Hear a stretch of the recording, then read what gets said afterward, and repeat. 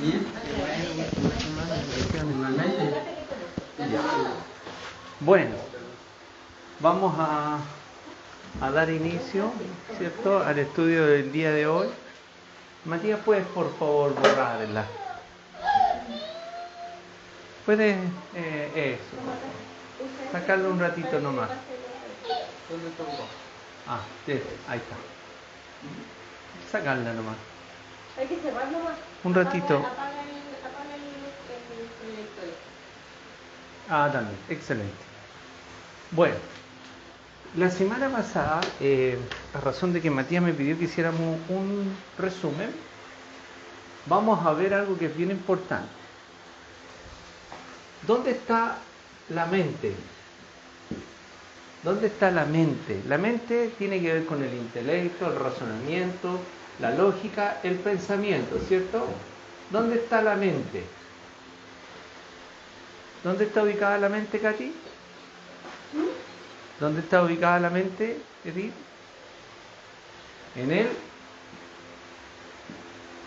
corazón, ¿sí? Ahí está ubicada, según lo que dice la Escritura, está ubicada la mente. ¿Y el corazón dónde está ubicado? En el cuerpo. Sí, pero ¿en qué parte específicamente del cuerpo? En el, se les olvidó, en el alma. ¿Y dónde está ubicada el alma? Adolfo, ¿sabe dónde está ubicada el alma? En el alma del cuerpo. En la sangre. En la sangre no hay vida. Sin la sangre no hay vida. Exactamente, ese es el versículo. Levíticos 17:11. Exactamente, ese es el en la sangre. Ese es el versículo que afirma todo esto. ¿Ya? Entonces, la mente, con todos los componentes que tiene, está ubicado en el corazón. El corazón está ubicado en el alma y el alma está en la sangre, según los conceptos bíblicos. ¿Sí? ¿Le quieres leer? 17:11. Ahí mismo. Ahí mismo. Pero ahí mismo, solo de nada. Problema visual. Ya. 17:11. Sí, ¿qué dice? Dice así. Porque la vida de la carne en la sangre está. Sí. Y yo Sí. os la he dado por hacer expiación sobre la cual con nuestro alma. Sí. Y la misma sangre hará expiación con nuestra persona. Ya. Dice que la sangre. Ahora, hay varias versiones. Hay algunas versiones donde dice claramente, cambian el sentido de la letra, porque hay versiones, Dios habla hoy, la Biblia habla América, así, un montón de. Y hay algunas versiones donde dice que el alma está en la sangre, habla directamente de eso. Y eso es verdad. Por eso que los testigos de Jehová, ¿cierto?, no permiten transfusión de sangre. No permiten transfusión de sangre porque dice que se cambia el alma. No, mira, yo no creo en eso. ¿Por qué? Porque si te sacan toda la sangre y te vuelven a meter otra sangre, no te sacan el alma. El alma sigue dentro porque no puede salir. El alma está puesta, si no tendrías que morir. Tan simple como eso. ¿Sí? ¿Quedó claro eso? Que no se les olvide. Vamos a hacer. La mente está en el corazón en el alma en la sangre. El hombre, el ser humano, está dividido en tres partes, ¿cierto? Esto que está acá, que es el cuerpo, el alma y el espíritu, ¿cierto? Adentro del alma tenemos varias funciones, tenemos varias facultades, ¿cierto? Tenemos libertad, voluntad, sensibilidad, conciencia e intelecto. Tenemos la sensibilidad, Matías, está en el cuerpo, en el alma y en el espíritu. ¿Ya? La sensibilidad rodea a los tres. ¿Ya? Ahí está la sensibilidad. Ahora, la libertad y el intelecto, esta y esta, están en el alma. Y la conciencia y la voluntad están en el espíritu, según lo que dice la Escritura. Nosotros, un día de esto les voy a mostrar con versículos bíblicos donde se afirman todos estos contenidos, ¿no? Pero por ejemplo, la conciencia. Hoy día vamos a ver eso. Hoy día vamos a ver, así que lo vamos a tomar.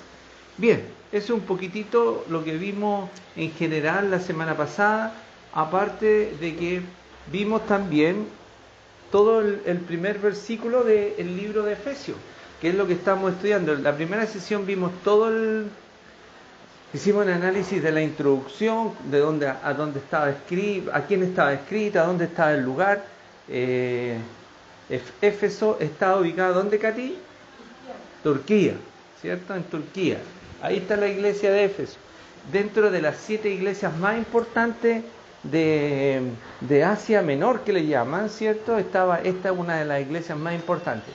Y Pablo la escribió en el año 62, dicen, ¿cierto? Cuando estaba preso en Roma, ¿ya? Y ahí la escribió. Bueno, entonces, si nosotros leemos el libro de Efesios, ¿cierto? En el capítulo 1 que es lo que vamos a estudiar, dice de la siguiente manera. Ya estuvimos estudiando la salutación inicial. Dice así: Pablo, apóstol de Jesucristo. Y ahí estuvimos viendo cómo poder determinar si es o no es un verdadero apóstol, ¿cierto? ¿Qué versículo bíblico, Katy, te daría a ti referencia como para refutar un apóstol, un supuesto apóstol? ¿Cómo la Escritura dice, probar a los apóstoles, ¿cierto? ¿Dónde te acuerdas de algún versículo bíblico que te refrende todo eso? Apocalipsis, capítulo 2, verso 2, habla de los falsos apóstoles, ¿cierto? Y después hay una montonera de... Veámoslo al tiro. Apocalipsis, capítulo 2, verso 2, nos enseña el tiro, dice: yo conozco tus obras y tu arduo trabajo y paciencia, y que no puedes soportar a los malos, y has probado a los que se dicen ser apóstoles y no lo son, y los has hallado mentirosos. Ahora, vamos a 2 de Corintios 11:13. 2 de Corintios 11:13. También ahí, 2 de Corintios 11:13, miren lo que dice también respecto a esto mismo, que es un poquito un repaso de lo que vimos la semana pasada. 2 de Corintios 11:13. ¿Qué dice? Porque estos son falsos apóstoles, Ya. obreros fraudulentos que se disfrazan como apóstoles de Dios. Perfecto. ¿Se dan cuenta? Ahí tenemos también, y podemos ver como último 2 de Corintios 12:12. 2 de Corintios 12:12. ¿Qué dice? Fíjese, aquí este es más claro. Léelo, Matías, por favor. 2 de Corintios 12:12. Con todo, las señales de apóstoles han sido hechas entre vosotros en toda paciencia, por señales, prodigios y milagros. ¿Qué tiene que tener un apóstol? Señales, prodigios y milagros. ¿Entiendes? Eso acompaña. Entonces uno puede decir, chuta, y dice, viene el apóstol Juan Pérez. Veámoslo a la luz de la Escritura, veamos si es apóstol. Ahora están hablando del evangelio quíntuple, se le llama el ministerio quíntuple, o sea, tienen todos los... Bueno, pero en fin, ese es otro tema. Ya, entonces, hicimos una introducción pequeña a el libro de Éfesos. Ahora, le escribo a los santos y fieles en Cristo Jesús que están en Éfeso. Así parte, ¿ya? Entonces, vimos todo lo que era la santidad. Ahora, quiero explicarles algo más. Todos los que estamos aquí, excepto estas dos chiquititas nomás, enfrentamos la cruz, ¿cierto? Veníamos caminando por aquí, ¿cierto? Íbamos caminando, ¡pum! Y nos apareció la cruz. ¡Chuta! Nos complicó enormemente eso. Y quedamos tumbados, ¿cierto? Quedamos tumbados. Caímos de guata al suelo. Y en el mismo momento en que hubo la conversión, se produjo varios efectos. Se produjo la santificación.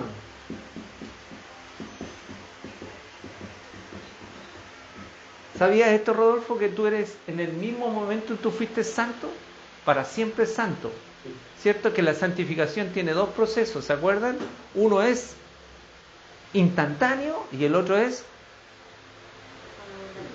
en el tiempo, sucesivo. Uno es un suceso y un proceso, ¿ya? Ahora, la santificación y la justificación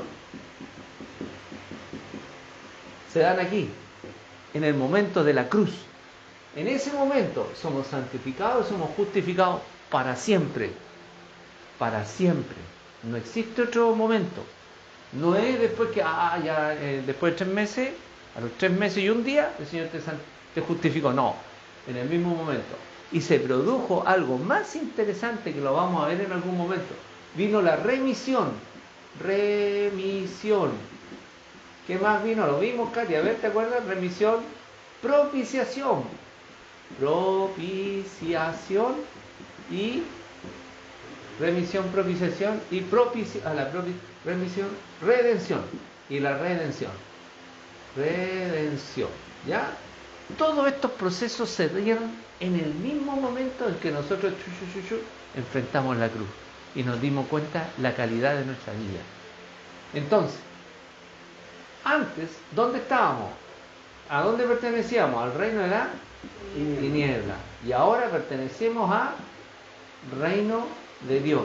Aquí hubo un proceso muy interesante que es la imputación y la imputación.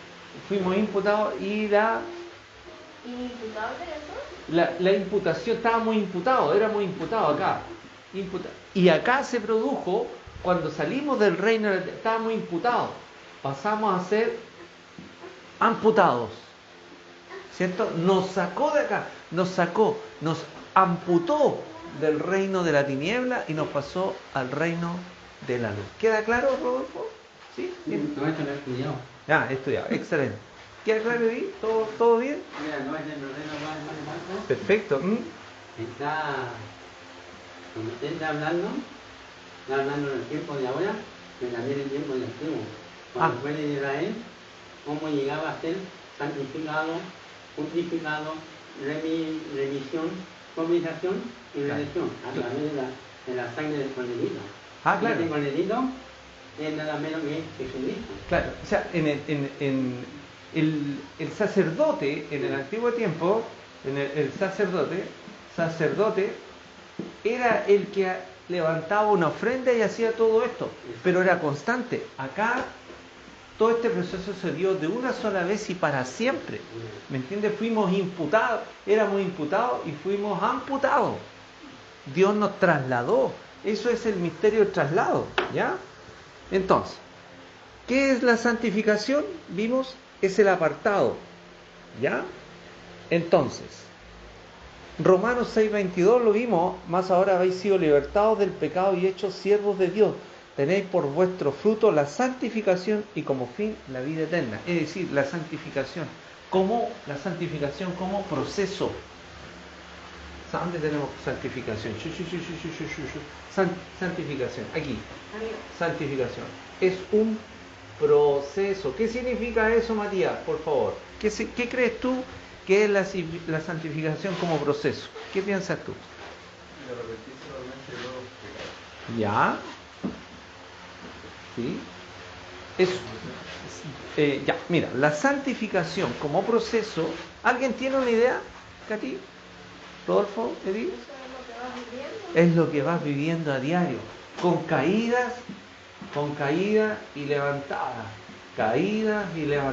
pecados recurrentes, hasta que llega un momento que se alcanza un nivel de madurez, ¿ya? Un nivel de madurez estando en Cristo, estando acá. Ahora está siendo construido acá, está el proceso de regeneración. Dios te empieza a regenerar, es decir, toda la degeneración que estaba en nuestro legado cultural, en nuestro legado social, en nuestro legado, ¿cierto?, hereditario, Dios lo empieza, ¿cierto?, a tratar a través de la santificación. ¿Sí? ¿Está claro? ¿Dudas? ¿No? Ya, entonces la santificación es un proceso que dura hasta el último segundo de tu vida. ¿Por qué? Porque tenemos lucha en 3 planos. En la lucha espiritual tenemos la lucha contra la tiniebla, contra el mundo y la más delicado, contra la mente. ¿Ya? Y la mente nos juega siempre en contra respecto, ¿cierto?, a la obra de Dios. Y la mente nos lleva al pecado. Por lo tanto, el Señor santifica nuestra mente. Seguimos. ¿Por qué dice el Señor, sé santo porque yo soy santo y santifícate? Porque Él es santo. Y nosotros ya no tenemos una relación con Dios, tenemos una comunión, tenemos cosas en comunes. Él tiene cosas en común con nosotros. ¿Me entiendes? Y esas cosas en común son las facultades. Las facultades. ¿Por qué? Porque Dios es el ser más inteligente que puede existir. Y nos puso inteligencia a nosotros, nos puso entendimiento, nos puso lógica, nos puso pensamiento, nos puso razonamiento. ¿Me entiendes? Ahora, ¿qué tipo de santos y qué tipo de fieles son los que están en Cristo? Los que perseveran, los que se disciplinan, los que tienen compromiso y los que se entregan a la obra de Dios. Esos son verdaderos fieles y son verdaderos santos. Por favor, Adolfo, 1 de Pedro 1, 14 al 17. Después, Edith, Hebreos 4, 16. Catita, 2 de Corintios 12, 8, 9. Y Matías, por favor, Santiago 4 y 6. ¿Y Catalina? No, todavía no. ¿Ya va a leer? Ya va a leer. Santiago 4, 6. El próximo año vas a estar buscando versículos bíblicos, Catalina, ¿ya? Y la Trini igual. Bien, entonces, veamos lo que dice 1 de Pedro 1, 14 al 17. ¿Qué dice, estimado hermano Adolfo? Mira, como hijos obedientes, no conforméis los deseos que antes tenéis, entrando en vuestra ignorancia, sino como aquel que os llamó es santo. Fíjese, es santo. ¿Sí?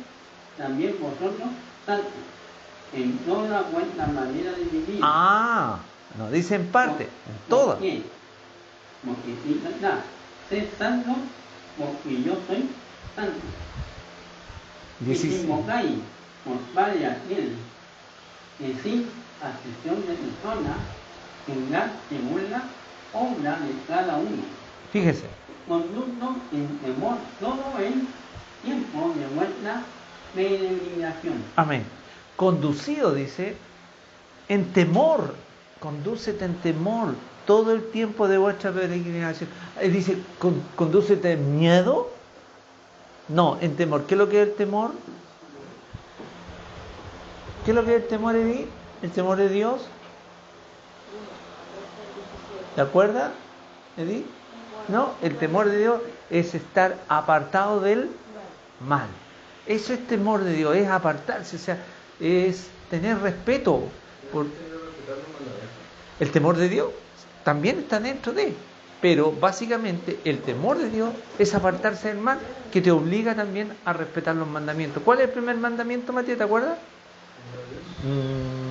Amarás a Dios por sobre todas las cosas. Sí, es pero de los 10 mandamientos, ¿cierto? Ese es el que lo resume todo. Pero el primer mandamiento es: no tendrás dioses ajenos delante de mí. El segundo, no te inclinarás ni adorarás. El tercero, no tomarás el nombre de Dios en vano. Cuarto,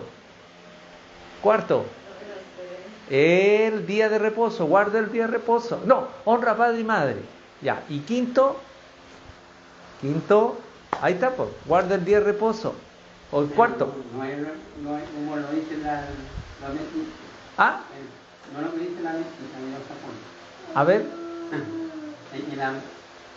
La escritura me enseñó de que cuando hablamos de reposo, cuando ya llega el otro día, la reposa no es un lugar físico, sino es como un ejemplo, le voy a dar un ejemplo.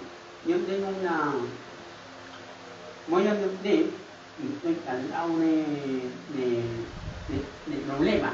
Sí. De problemas, y lo llamo a usted, hermano, mira, tengo dos problemas de trabajo allá. Yo no lo puedo visualizar, porque lo tengo yo. ¿Y lo pueden visualizar? Porque está afuera de mi entorno, porque lo ven más claridad y yo lo veo. Entonces yo les cuento el problema, y no tomo a dos porque estoy hablando con un vaso de agua. Entonces me da la solución y me dice, ahí está la solución. Entonces yo descanso en él. Claro. Y al descansar me da la solución. Claro. Ya, esa es una parte, pero el día de reposo, cuando dice guarda el día de reposo, ¿cierto? Nos implica descansar, realmente descansar y dedicarse también a meditar, a escudriñar, a estudiar la Escritura y a congregarse, ¿cierto? Básicamente eso. Y después sigue para allá, no matarás, no robarás, no tendrás, qué sé yo, no fornicarás, no codiciarás la mujer de tu prójimo, en fin, ahí están los 10 mandamientos, ¿ya? Entonces, básicamente eso. Ahora, el texto base decía, gracia y paz a vosotros de Dios, nuestro Padre y del Señor Jesucristo. Pablo saluda a los de Éfeso con énfasis en que el Padre es Padre del Señor Jesucristo, ¿cierto? Que nos dio la gracia y la paz.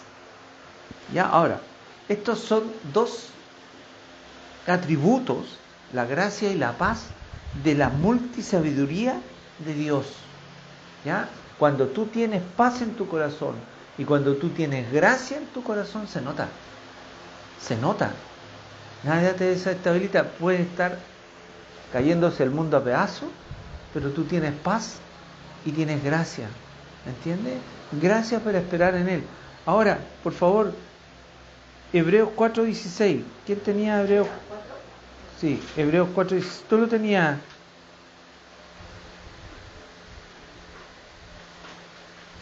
¿Tú lo tenías, Edith? ¿Qué dice? ¿4? Sí. ¿16? Sí. No lo hay. Oh. 4:6. Sí, sí. Acerquémonos Pues, confiadamente al trono de la gracia para alcanzar misericordia y hallar gracia para el oportuno socorro. Ya. ¿Qué dice? A ver, acerquémonos al trono de la gracia. Dios nos dio la gracia porque Él está en un trono de gracia. Entonces, ¿qué tenemos que hacer? Acercarnos a Él. ¿Para qué?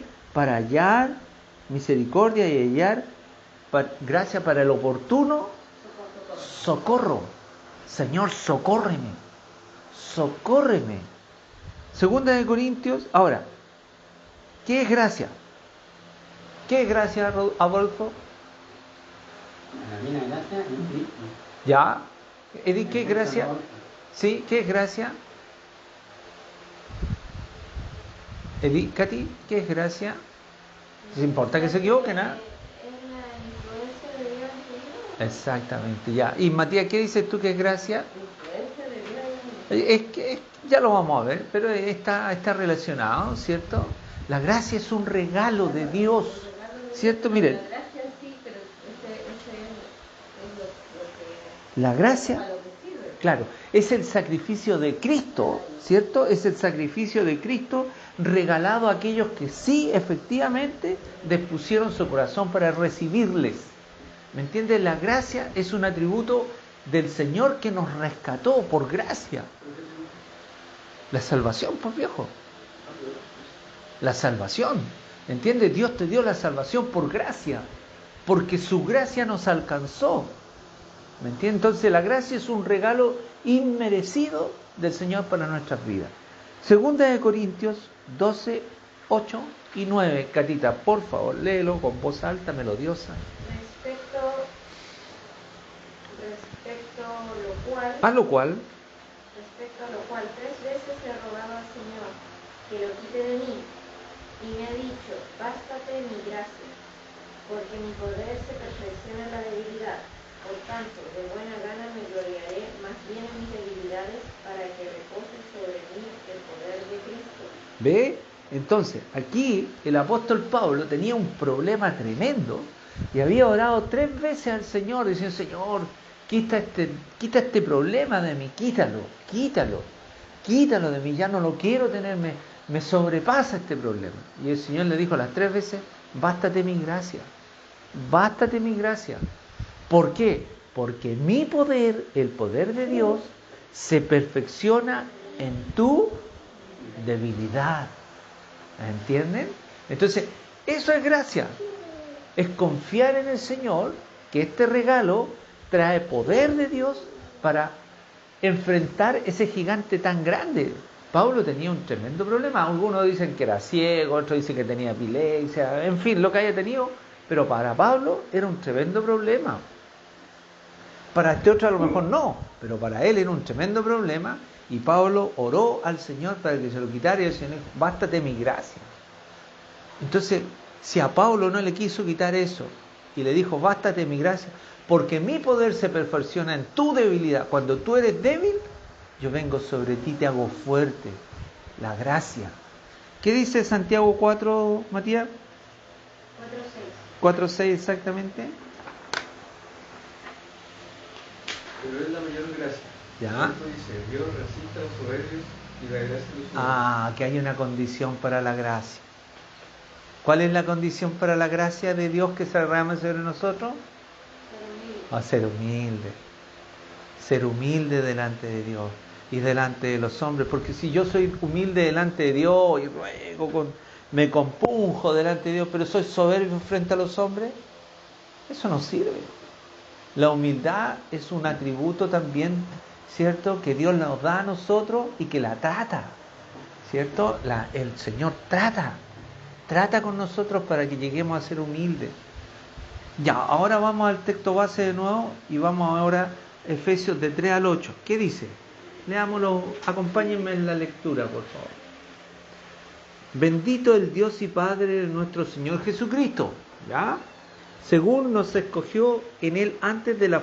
Fíjense, ¿cuándo nos escogió? Y aquí vamos a tener un análisis más o menos interesante. Antes de la fundación del mundo, para que fuésemos, ¿qué?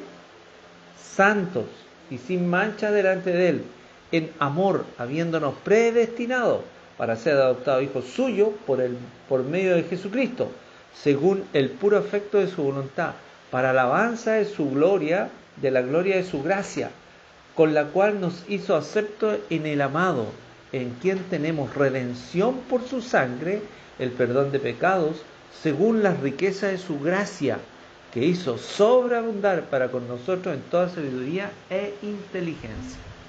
Pablo enseña que Dios es Dios y Padre de nuestro Señor Jesucristo. Es decir, Pablo dice,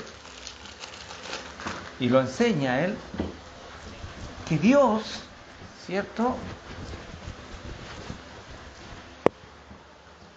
Dios es Dios y Padre del Señor. ¿Cómo les quedó el ojo? Increíble, ¿no? Aparte de ser, ya vamos a ver esta cuestión de la Trinidad, ¿eh? Ya vamos a ver. Dios es Dios del Señor, pero también es Padre. ¿Dios es tu Dios? Amén. ¿Dios es tu Padre? Amén. Entonces, lo mismo que dice del Señor Jesucristo lo dice de ti. Dios es tu Dios y es tu Padre. ¿Entiendes? Lo mismo que hizo con el Hijo en la Trinidad, que la vamos a ver enseguida, lo dice con nosotros. Este es el misterio de la Trinidad que fue declarado. Antes no se sabía esto, hasta que vino la revelación. Los tres son uno. Y a la vez, cada uno es uno. Entonces tenemos Dios, Jesús y el Espíritu Santo, ¿cierto? Ya. Los tres, estos se dan de cabeza algunos que no pueden entender esto, ¿eh? Los tres son uno. Y cada uno es uno. ¿Se entiende, Matías? Lo vamos a ver acá mismo. 1 más 1 más 1 más 1 es igual a 1. Ciertamente. En ese caso, ¿cierto? Fíjense acá. ¿Ya? Eso. 1 elevado a 1, Matías.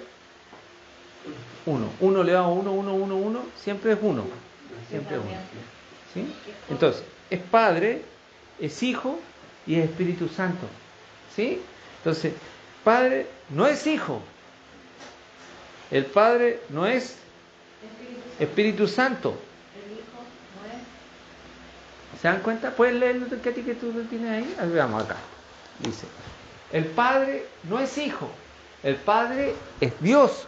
Dios es Hijo en Cristo. El Padre no es Espíritu Santo. El Espíritu Santo no es Hijo. ¿Se dan cuenta? Qué interesante, ¿no? Miren qué bonito. Dios es Espíritu Santo, Dios es Padre y Dios es Hijo. ¡Qué maravilla! ¿Te parece bien? Oye, qué manera de más, Aquí estamos. Aquí estamos. Usted es padre, ¿Sí? la hermana La hermana y su hijo. y los nietos. Y después cuando ella esté más grande, van a tener mis nietos. Si es que llegaremos a ver ese día. ¿Crees tú? No, yo no quiero vivir tanto. No. ¿Ah? ¿Ah? Bueno, pero eso depende del Señor nomás, pues, ¿no? No depende nada más que del Señor. ¿Se dan cuenta que esta cuestión del Dios trinitario, que Dios es uno, es complejo? Y estos se dan vuelta de cabeza, se dan vuelta de carnero, no pueden entenderlo, ¿cierto? Los teólogos, muchos religiosos, no pueden entender que Dios siendo uno es 3 veces en uno, y cada uno es uno, con su personalidad, con su característica y con sus atributos, cada uno. ¿Me entiendes? Ahora, veamos por favor, testifiquemos que esto es así. Rodolfo, 1 de Juan 5:7. Adolfo. Rodolfo. Adolfo. Oye. Entró el versículo, ¿cuál te dijo? ¿Ah? ¿Cómo? Era el versículo que te estaba preguntando. Primera de Juan 5:7.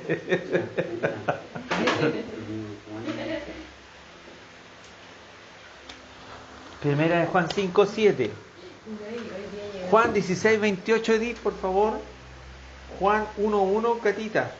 Y Matías, que aprendiendo. ¿Qué dice? Primera de Juan 5:17. Testifiquemos de lo que dijimos. Primera de Juan 5:7. Amén. Ya. Wow. ¿Lo puedes leer? Es muy difícil. ¿Sabes lo que pasa, hermano? ¿Ah?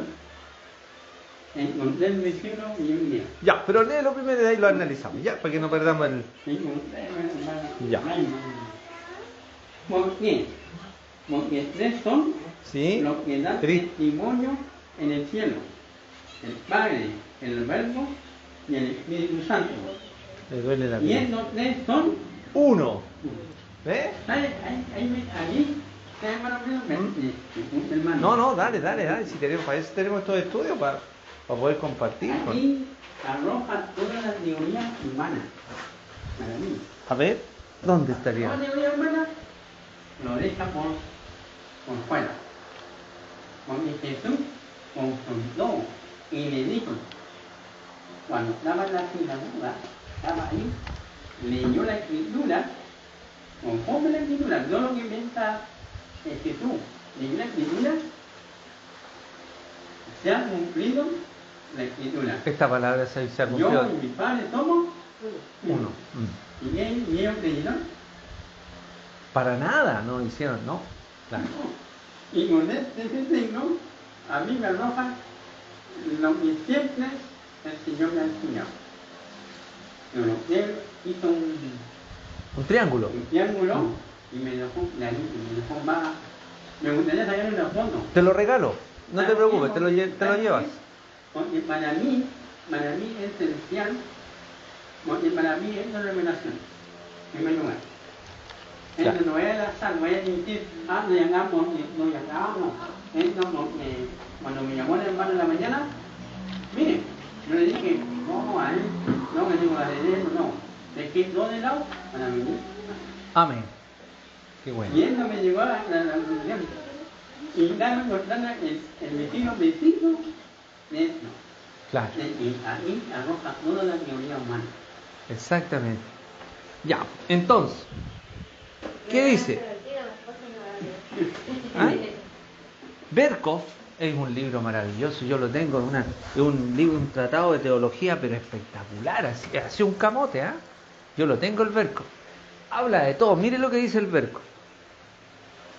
La prueba más contundente de la Trinidad se encuentra en los hechos de la redención. La Trinidad es el hecho más relevante en la redención de nuestra alma. Hermanos queridos, miren, si esta cuestión a veces uno no la dimensiona hasta que realmente el Señor empieza a mostrarnos que somos salvos. Somos salvos, o sea, es algo que es indimensionable en términos de la grandeza de lo que significa. ¿Por qué? Porque nosotros, a ver, Dios nos seleccionó, y ya lo vamos a ver, nos seleccionó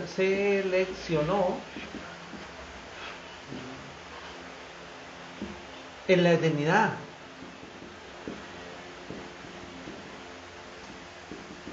Allá nos seleccionó en la eternidad. ¿Para qué? Para la eternidad. ¿Se dan cuenta? Entonces, mire, aquí está la eternidad.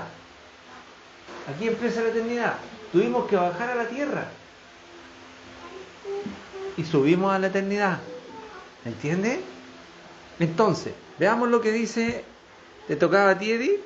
Sí. Juan 16:28.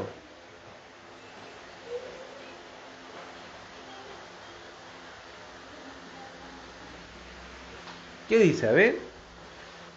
Salí del Padre Ya. y he venido al mundo. Ya. Otra vez dejo el mundo y voy al cielo. Ah, lo mismo que nos pasa a nosotros, ¿no es cierto?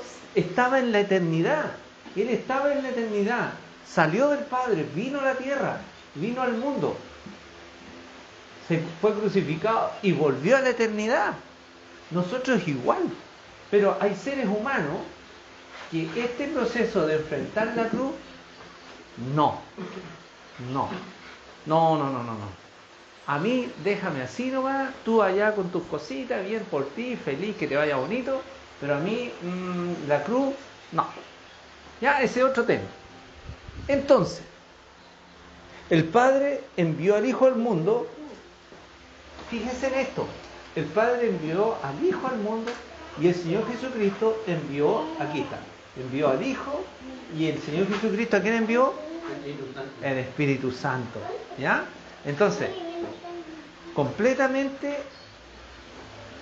importante y fundamental en que los tres han hecho la obra para la cual nos han capacitado para ahora entrar nuevamente a la eternidad. Nosotros fuimos seleccionados en la eternidad para seguir en la eternidad. Hizo un quiebre, aquí hubo un quiebre, aquí nacimos. Aquí nacimos y hacemos todo este proceso. ¿Entiendes? Ah, todas las que tú quieras. Ah, ¿en qué año nací yo? 1961. ¿En 1961 nació usted? Sí. Ahí en el punto de inicio. Ahí para mí. Para ti, ¿cuándo naciste tú, Rodolfo? ¿En el 70? 1990. No, no. 1967. 67, ¿ves? Y la Katy igual 87, 10, 60. En fin, cada uno tuvo un quiebre. El quiebre era que tuvimos que aparecer acá. ¿Ya? Ahora, todo esto pertenece, todo esto que estamos a la autorrevelación de Dios respecto del Dios Trino, del Padre, del Hijo y del Espíritu Santo. Esta es la autorrevelación. Él antes esto no se sabía. Con Cristo se reveló. ¿A través de qué? Del Espíritu Santo. ¿Quién hace la obra? El Espíritu Santo que nos capacita. Que usa pastores, que usa hermanos, que usa personas, que usa el mismo conocimiento. El autoconocimiento, la revelación personal. Eso lo usa el Señor. pero esta es la autorrevelación de Dios para nosotros. Dios se revela a nosotros a través de esto, del compartir de la Escritura, del compartir del Evangelio de Jesucristo. Entonces, el punto clave mediante el cual se revela el indecible misterio de un Dios único en la Santísima Trinidad. Este es un misterio tremendo, en la que Él permanece en absoluta unidad divina. Esto es una unidad, no es cada uno por su lado, no, es una unidad perfecta. ¿Ya? Ahora, ¿qué necesidad tenía Dios de crear el mundo? ¿Tenía alguna necesidad? ¿Tenía alguna necesidad de crearnos a nosotros? ¿Por qué hay tanto problema en el mundo? Él se agarra la cabeza y dice, ¡ay, para qué los creé! Son tan complicados los seres humanos. ¡Ay, que son difíciles de sobrellevar estos gallos! ¿Dirá eso Dios? No. ¿Y entonces qué piensa Dios de ti, Eddie? ¿Qué piensa Dios de ti, Adolfo? De ti, Katy, de ti, de mí. ¿Qué piensa Dios de ti y de mí? Que somos sus hijos y los amamos. Es el punto. El amor. Ay, no pensé eso, por eso me reí. Claro, él en su amor, lo mismo que tú con tus hijos, Katy, nosotros contigo, en fin, todos los papás, cuando te dábamos correcciones, ¿cierto? Era por amor, porque te estábamos enseñando, ¿cierto? Tú lo haces lo mismo. Yo una vez te vi cuando le pegaste a la comadre y yo no sabía por qué había llorado. Y después tú me dijiste que yo le hice. ¿Entiendes? ¿Por qué? ¿Porque se estaba portando bien? No, po. ¿Te fijas? Entonces, lo mismo pasa en estos gallos que son complicados. No, es el amor del Padre que nos mandó para abajo, ¿cierto? Y nos hizo nacer y después renacer. Aquí renacimos, ¿cierto? Vino el renacimiento de nuestra vida y volvimos a encaminarnos para seguir hasta la eternidad con Él. ¡Qué maravilla! ¿Qué cosa de ese punto de nacimiento hacia la izquierda que representa? Es tu nacimiento. Cuando, Pero ahí también hay un proceso de aquí empieza el Espíritu Santo a tratarte. Pero hacia la izquierda. ¿Para allá? La eternidad. No, pero de ahí hasta que renace hay un punto en que tiene inocencia. Pero sí, pero no sé, es hacia atrás. Hacia atrás. Estaba en la eternidad. ¿Estabas tú en la eternidad, po? Por ejemplo, miren, hay una... Miren lo que les voy a compartir. Dice los abortivos. Miren los abortivos. Los abortivos dice que claman a Dios por las sangres. Fíjense en esto. Los muertos que están en Cristo Jesús también claman por la sangre. Es decir, cuando una persona aborta un ser humano, ese ser humano dejó de producir una cantidad enorme de otros seres humanos. ¿Entiendes? Entonces, ¿qué clama? Clama la sangre del abortivo y del sucesivo y el sucesivo y el sucesivo del abortivo. O sea, es decir, el que fue abortivo en el año, invento, 1300. Una mujer abortó porque no quiso tener esa guagua en el año 1300. Todas esas sangres, que es una heredad de muchas sangres, claman delante de Dios. Eso dicen las sangres. Por eso que dice que las sangres claman. ¿Se fijan? Entonces, volviendo a lo que tú me planteabas. Tú aquí naciste. Este fue tu punto cero. ¿Cierto? Naciste santo. O sea, no, inocente. Hasta que llegaste acá, a la cruz. Y desde ahí, nuevamente, entraste a la eternidad. Entraste a la eternidad. Para siempre. Independiente de que te caiga, independiente de todas esas cosas, ¿ya? Entonces, Juan 1:1, Katy. ¿Qué dice? En el principio era el verbo, y el verbo era con Dios, y el verbo era Dios. ¿Se dan cuenta? Volvemos al mismo, a lo que tú dijiste, Adolfo, a este concepto de la Trinidad. El segundo se escogió en Él. Miren, fíjese que esta cuestión es, a veces cuando uno se pone a pensar, dice que nos escogió antes de la fundación del mundo, antes que todo esto existiera. Mire, les quiero enseñar algo que es muy importante, que yo lo aprendí y que quedé asombrado también en su debido momento, ¿cierto?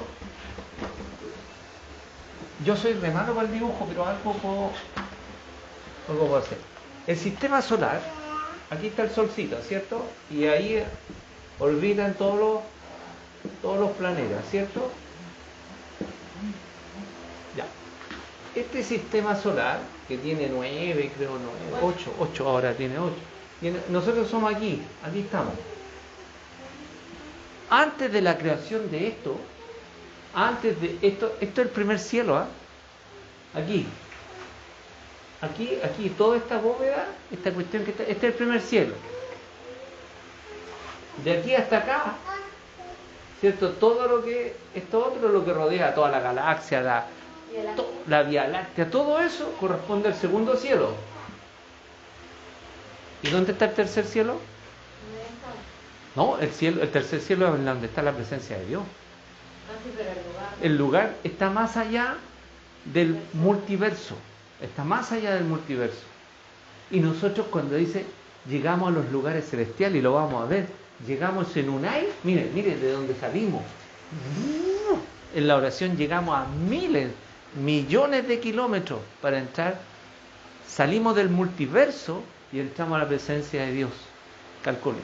Ahora, dice que según nos escogió en Él antes de la fundación de todo esto, porque no hizo el mundo, dijo voy a hacer el mundo solito aquí nomás, no.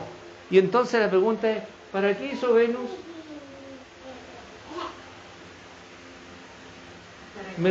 ¿Para qué hizo Mercurio? ¿Para qué hizo Venus? ¿Para qué hizo Marte? ¿Para qué hizo Júpiter, Saturno, Urano, Neptuno, Plutón, etcétera, etcétera, etcétera? ¿Para qué hizo Dios todo eso? ¿Para qué lo hizo? ¿Cuál sería la explicación? ¿Cuál sería la explicación de por qué Dios se le ocurrió hacer todas las cosas que hizo? Toda la astrología, ¿cierto? Toda la cosmología. ¿Para qué la hizo? ¿Ah? Ya, mira, hay algunas teorías, con esto vamos terminando porque se nos viene encima, que Dios hizo todo esto con un propósito, o sea, no lo hizo, ya, entonces dijo, a ver, para que el hombre pueda existir, voy a hacer todo esto, para que haya un equilibrio, para que estén equilibraditos, para que todo se... No lo hizo por eso. Lo hizo porque todo esto en la eternidad van a ser utilizados por los hombres. ¿Entiendes? Nos va a mandar a gobernar diferentes espacios.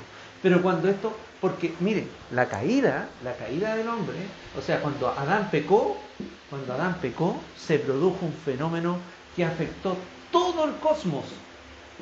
Lo afectó todo. Contaminó de tal manera el cosmos que lo infectó. Por eso que dice que la naturaleza gime por la redención de Dios. Cuando hablamos de naturaleza estamos hablando de todo esto. Todo esto fue afectado y Dios lo va a renovar. Y Dios nos va a mandar en la eternidad, se supone que nos va a mandar a poblar diversos mundos. ¿Ya? Eso es una teoría, no tiene asidero bíblico, pero es una muy buena teoría que plantean algunos. Ahora, y con esto ya concluimos. Fuimos escogidos antes de la fundación de... Ahora, así como Dios eligió al mundo, así también eligió a Jerusalén.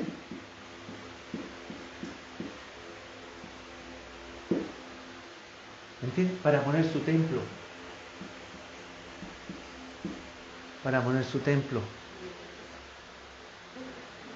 Dios lo hizo. En su soberano pensamiento lo hizo. Y lo hizo para bien de todos nosotros. ¿Dudas? ¿Por qué nos escogió? Esto es ya lo último entera. Con esto sí, estamos 3 minutitos. ¿Por qué te escogió a ti, Katy? ¿Por qué te escogió Adolfo? ¿Ah? Sí, pero ¿cuál fue? Yo tengo una respuesta. A ver. Que no es aleatoria. Ya, sí.